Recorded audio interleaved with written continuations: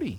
Nancy's here from the Eddy County DWI Task Force. How are you this morning? I'm great. I'm loving this weather. You are? I am. Biggest complaint I'm getting is where's the sunshine? It's on the other side of the clouds. It'll be here later. Because we had a beautiful Friday. Oh. Beautiful Saturday until Saturday night. Uh-huh. Then the rains moved in, and they were with us Sunday, and they were with us Monday, and they finally quit. It finally quit raining yesterday. But we're still sitting here under the clouds. Yeah. My son went out to the Arts in the Park, and he needed our trailer, and he says, I've got to get it because it's supposed to rain. So I look out there, and those most beautiful days for Arts in the Park you could possibly ask for. It was. And then I saw him Sunday evening. He was bringing my trailer back, and he said, well, it's supposed to come. Well, he had no more gotten out of my driveway than it started thundering. And I thought, well, here it comes. That was pretty close. Pretty close call there. Yeah. And it starts raining, and I'm looking out my front door, and I'm looking out my back door, and I'm thinking, it's raining in my front yard, but it's not raining in my backyard. That's what we call widely scattered rain showers. Widely scattered rains, and I'm just going. And then it just quit, and I thought, is this what all the excitement was about? Yeah. You know? Well, then it came back. And then it came. Yeah. Yes, yeah. it's beautiful. It was wonderful, and we're very thankful for it. Absolutely. But we need to have it move along now for a little while, because poor folks out at Heirloom Acres, that's 2 weekends now in a row that they've been impacted by rain. I think they lost one weekend completely, and they got a couple days in this past weekend. But hopefully this weekend will be absolutely perfect all weekend long. We're supposed to be there for a radio broadcast on Saturday. Oh, okay. And talk about everything, so they'll get a chance for things to dry out and all that good stuff. I have some really tall, they're called Maximilian daisies, and they get really, really tall, but they only bloom in October. And they're just standing up, 7 feet tall out there. Wow. And I looked outside and I thought, oh, okay, because they're all laying over with their heads down to the ground like, Lord, we need some sunshine. I thought, poor things, poor babies. Well, it'll be back. They got watered. Exactly. And we've had to not run the sprinkler system for a few days, which is nice on the water bill. So absolutely. And besides, it's getting close to time for the lawn to go to sleep for the winter, and then not have to do any of that stuff. Yes. Cut back. Well, Nancy, of course, is with the Eddy County DWI Task Force, and you bring guests with you from time to time. We talk about stats and other issues. You've been kind of looking over a 2022 drunk driving report from across the country. Are there any aspects of that report that kind of jump out in your mind, something that... Well, the first one on the very first page jumped out at me because it's a horrific stat. One person is killed in a drunk driving accident every 52 minutes across our country. Across the country. That's not good. That's horrible. And there's another stat in here that's talking about 304 children are killed on an average every year. And as I'm thinking about that, I'm thinking, whoever the drunk driver was, I know, didn't set out to kill someone. They didn't say in their mind, well, but they should. They should stop and think, if I take these drinks and I get in my car and I start driving, I could kill someone. Now, is that someone, mom, dad, children? Mm-hmm. What are you going to kill? Those are real people with real families. Yeah. And it's, and as far as the drunk driver, as I've said many times before, it's very expensive and a very costly thing if you do kill someone, not only financially, but mentally. So, just right up front, think this through. Is it really necessary for you to fill your container up before you go to work? Well, it's something, Lana and I were talking about this morning. Halloween is coming up. Yes. And Halloween has always had a party atmosphere around it. used to be primarily for the kids. Yes. Go door to door, do the trick or treating, and now you want to scare the crud out of people. The fentanyl Yes. issue, the rainbow colored fentanyl pills. I mean, now it used to be we've got to worry about razor blades and needles and stuff like that in the candy. Now we're worrying about other things that are in the candy. But it kind of used to be the kid holiday, and then there would be Yes. some parties for the adults. Now it seems like as much of Halloween is adults partying Yes. as it is just the trick or treating for the kids. And so instead of thinking Super Bowl or New Year's being the big times that you have to worry about an increase in the number of potentially drivers under the influence on the roads, now you got to think Yeah. about Halloween. Now And you've it's got- on a Monday this It's year. on a Monday, Mm-hmm. and if you're drinking and these kids are out walking on the street, or kids with parents, I remember several years ago a young lady was killed on Halloween in Carlsbad. Mm-hmm. My daughter's in touch with her mom pretty closely. Do you think that she's forgotten about that? No, she hasn't. So this time of the year is really hard for her, and and that's what was really kind of prompted my thinking coming in this morning, that you do this particular deed, you kill someone, you may go on about your life, but one person is killed every 52 minutes across the United States. That's a lot of people that are suffering, that you have caused to suffer the loss of a loved one. And when I really got to thinking about that, that's pretty astronomical. Mm-hmm. Because we all know when we lose someone through whatever cause, it's hard. Yeah. It's very, very hard. So why put yourself in a position to kill someone? Why?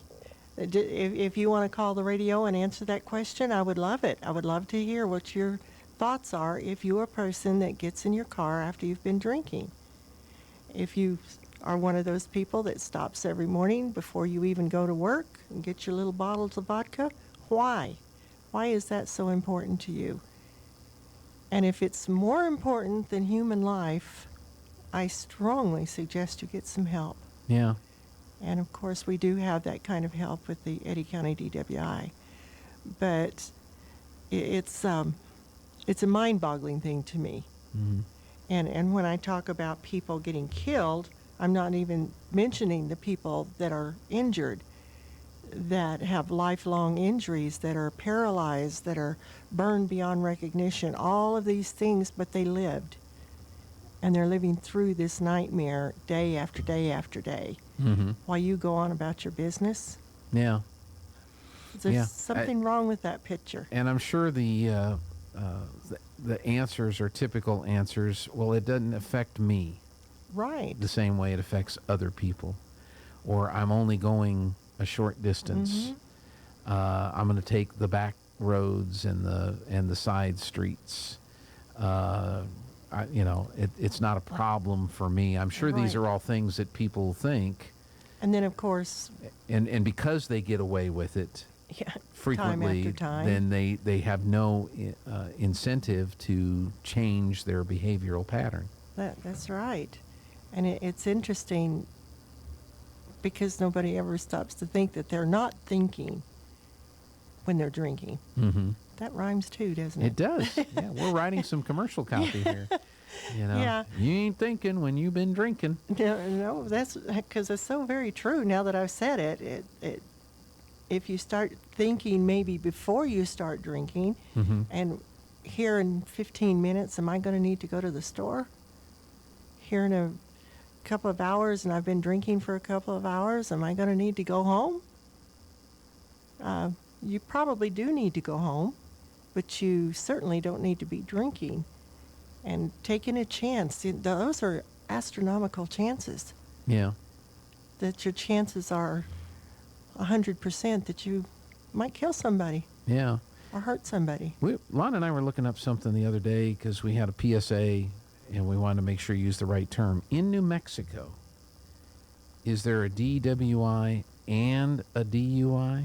Yes. There is. It's the same thing. It is the same It's thing. the same thing. Okay, so driving while under the influence or driving under the influence, but Yeah. in New Mexico, I think we use DWI. Yes. So, More so, there's been that, and a lot of people equate that more with the drug part, but it's all the same thing. Mhm. You put the mixture in a bowl and it all comes out the same direction. So, yeah. Are we allowed? There's been a number of states that have legalized marijuana. New Mexico is one. yes. Are we allowed to see statistics from these other states as to the impact on accidents and deaths caused by people under the influence of things other than alcohol? Are we allowed to see those stats? Are those stats out there? Are they readily available? Or are the only stats that we're allowed to research and see and talk about and discuss are people under the influence of alcohol? I can't answer that, but I'm going to figure it out. Yeah. Yeah, because when you open up the barn door, you let the cows out. That's true. And they're and we have discussed this before, I know that, but marijuana is a drug, and it stays in your body for a very, very long time. So you are under the influence through that whole time, even if it is legal. Mm-hmm. Alcohol's legal, Yeah, absolutely. and look at what the damage that it's caused. Mm-hmm. So we just add another drug to it, and of course then there's our pharmacy drugs that we need to be very, very careful when we get them to read those sheets of paper, and if it says don't drive, then don't drive, and don't use heavy machinery. That's true. The warnings that are on prescriptions or over-the-counter Yes. medications, that's a similar. It's not the same, but it's a similar Yes. piece of advice that you're given on that. I'm just trying to think because it's a challenge for law enforcement, obviously. Oh, definitely. And law enforcement, because of laws against drinking and driving, have tools available to them. Mm-hmm. But I don't know if those same tools have been developed or how far along law enforcement is able to have tools when it comes to determining if somebody's if they're not driving the way they suspect they should be driving, what is influencing them if it's not alcohol. We need to get a police officer to come in and talk to us about that. That would be That's a good good. idea. Yeah, or sheriff's deputy or yeah. somebody with one of the law Law enforcement. enforcement. So we can have they're those now answers. they now have to be aware of these things and be trained for these things. And Yeah. Are the actions of someone that's using drugs the same actions as someone drinking and driving, and yeah, so that they can know. I was pulled over one time over on 13th Street because I had a tail light that was out. I didn't know I did, but I did. yeah. And he pulled me over, and we were talking about it. And he said, so many times drunk drivers have a tail light out. It's just a sign. And he said, I don't know why. It just happens that way. Yeah. And I said, well, I'm not drunk. I just left church. I may be drunk on the Lord, but I'm not drunk on alcohol. Drunk on alcohol. But we had a good discussion about it and the different signs. And of course, they're not going to come on the radio and tell everybody how they. Well, can not their do this. secrets, Yes, no, not but- their secrets. Right. But it is an interesting topic to find out how have they been able to really approach the new laws that are in effect. I think it'd be great. And there's something else too that it just occurred to me. With marijuana, there's medical use, Yes. and then there's recreational use. And And there's what- a lot of people that have a medical card, and they've had that for a while. But I'm not aware of a medical alcohol card. Doctor says I got to drink. Yeah. I don't think we have one of those, do we? So far, it's pretty obvious that alcohol is not good for you in any way whatsoever. It's Yeah. not medically safe. It does ugly things to you, and especially as children. Yeah, You yeah. know, Whereas on the at least on the marijuana side, there Yeah. have been some medicinal purposes that Right. that have, and those have been authorized for a while now. It's just Right. recently in New Mexico the And- recreational has been approved. And that should be treated just like other prescriptions are treated. Mhm. And I think some people are missing that part. It's a free for all right now. So Yeah, till we figure it out. Nancy, if folks want to avail themselves of some of the resources of the Eddy County DWI Task Force, what's the best way to reach out? just give them a phone call. And I don't know the number That's still. okay, but How many years have I been doing this? And I still I don't bet know if we the phone ask number. Siri or Google, Siri, and you probably have it here, and you can contact somebody down there, and they will be more than willing to help you. And if they don't have the particular resource they need, they'll get it for you. that's great. And they're welcome with you.